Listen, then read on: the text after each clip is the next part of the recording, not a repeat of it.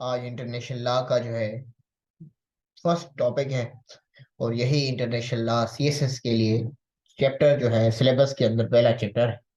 तो आज हम डिस्कस करेंगे कि इंटरनेशनल लॉ क्या है, और इंटरनेशनल लॉ की नेचर क्या है, और इंटरनेशनल लॉ के सब्जेक्ट्स क्या हैं, और इंटरनेशनल लॉ की जो है सोर्सेज क्या है। तो जी इंटरनेशनल लॉ स्टार्ट करते हैं जी। देखिए, ओपेनहीम, प्रोफेसर ओपेनहीम की डेफिनेशन से स्टार्ट करते हैं। प्रोफेसर ओपेनहीम कहता है कि laws of nation, laws of nations और international law is the name of the body of customary law. अब देखिए, कस्टमरी लॉ की बात आ गई, name of customary law and conventional rules, दो चीजें हैं इसके अंदर। तो ओपेनहीम डिफाइन कर रहा है कस्टमरी लॉ को और कन्वेंशनल रूल्स को, which are considered binding by the civilized state।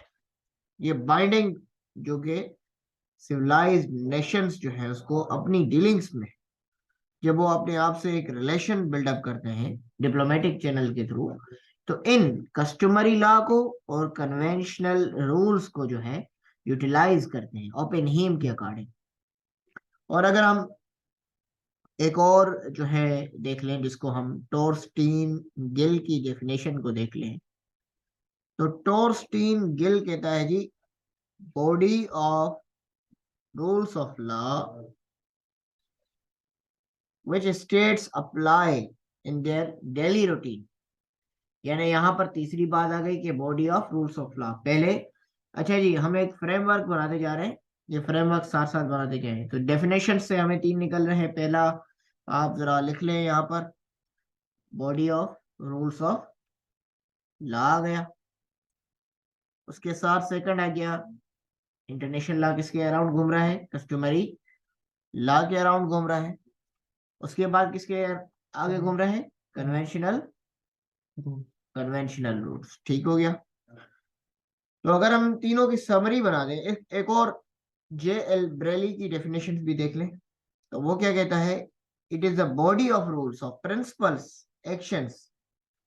Rules and principles की बात कर रहा है जी, रूल्स एंड प्रिंसिपल्स की, ऑफ एक्शंस जो कि बाइंडिंग होते हैं, which civilised state use in order to maintain their relations. तो इंटरनेशनल लॉ की आपने देखा ये चार मेजर थ्योरीज हमने अगर डिफाइन की डेफिनेशन थ्योरीज के पर्सपेक्टिव में, तो हमें उनमें से चार क्रक्स नजर आए। एक जिसको हम कहते हैं conventionally rules, customary laws, principles, actions, ठीक है, जो कि बाइंडिंग हो। तो इन शॉर्ट अगर हम बात करें कि अगर इंटरनेशनल लॉ जो है वो इनके अराउंड घूमता है, तो इंटरनेशनल लॉ की नेचर को देख लेते हैं। पहले जरा नेचर से पहले जरा हिस्टोरिकल एवोल्यूशन को देख लेते हैं। Historical evolution of international law, आपने लिंक शेयर कर दी थी ग्रुप में, देखिए इनेबल है सारे, आई थिंक इनेबल नहीं है सारे। ओके जी, ठीक हो गया, ठीक हो गया। एवोल्यूशन, हिस्टोरिकल एवोल्यूशन, इसको डिसेबल कर दें, इसको इनेबल कर दें ताकि उसको अलाउ किया जाए स्टूडेंट्स को। अच्छा जी, एवोल्यूशन ऑफ, तो इंटरनेशनल लॉ की एवोल्यूशन की बात कर देते हैं। तो जी सबसे पहले हम देखते हैं एंशियंट टाइम्स में, पुरानी कदीमी दौर में आलमी कानून की जो है किस तरह जो है वजूद में आता है आलमी कानून। तो एंशियंट टाइम्स में हम चले जाएं 2100 बीसीई, जहां पर एंशियंट जो ईस्टर्न मेडिटेरियन स्टेट्स होती थी, ईस्टर्न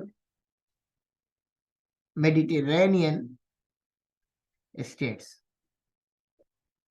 वो अपने रिलेशन जो है वो बिल्ड करती थी। जो ईस्टर्न मेडिटेरियन स्टेट थी, वो प्रिंसिपल होता था एक पेक्टा सेंट सरवांडा और प्रिंसिपल ऑफ गुड फेथ। तो उनके रिलेशन किस पर बेस्ड होते थे, इन दो पर्सपेक्टिव पर। हिस्टोरिकल एवोल्यूशन की बात करें पुराने दौर में आलमी कानून की, तो जी पेक्टा सेंट सरवांडा और प्रिंसिपल ऑफ गुड फेथ, ये 2100 BC की बात कर देते हैं। उसके बाद हम एंशियंट ग्रीस की तरफ आ जाते हैं। ग्रीस का दौर, ये ग्रीस और यूनान का दौर की तरफ चले जाएं तो हम 1100 बिफोर क्रिस्ट और फिर 140 बिफोर क्रिस्ट BCE।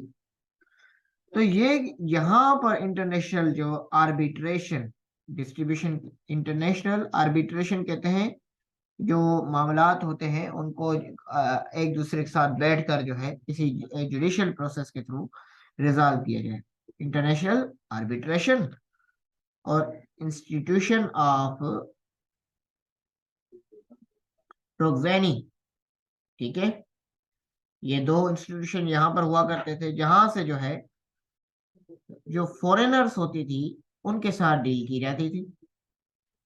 इसके बाद अगर हम एंशियंट रोम में बात करें, और यही रूल जो है वार कैसे लड़नी है और वार को अवॉइड कैसे करना है, इसी बेसिस पर ये जो है अपने राब्ते बिल्डअप करते थे। और इसी तरह हम एंशियंट रोम, कदीमी रोम की बात कर लें तो यहाँ पर रोम की जो कदीमी जो है वो बहुत ही ज्यादा है। पहले जो है रोम के अंदर रिलीजियस रूल्स हुआ करते थे, वो मजहबी लोग थे, तो मजहब को वो यूज किया करते थे अपने रिलेशन बिल्डअप करने के लिए। अब यहाँ पर एक टर्म लिखते हैं जिसको हम कहते हैं जस पिटियाले। तो यहाँ पे हमें पता चलता है कि रोम की जो इंटरनेशनल लॉ की डेवलपमेंट होती है वो बेस पे होती है, किसके बेस पर भाई? रिलीजियस बेसिस पर। अब रिलीजियस रूल्स के बेसिस पर वो तीन चीजें डील करते थे। एक्सटर्नल रिलेशंस, मजहब को इस्तेमाल करते थे कि ताल्लुकात किस रखने।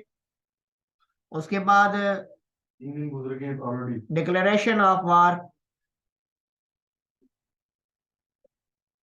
अच्छा जी, वार कैसे लड़नी है, और फिर एम्बेसडर्स को प्रोटेक्शन कैसे देनी है। लेकिन ये तीनों में जो है बाहमी ताल्लुकात किस तरह रखने हैं, जंग कैसे लड़नी है, और जो बाहर के सफीर होते हैं उसको कैसे ट्रीट करना है, वो कैसे करते थे? मजहब को इस्तेमाल करते थे।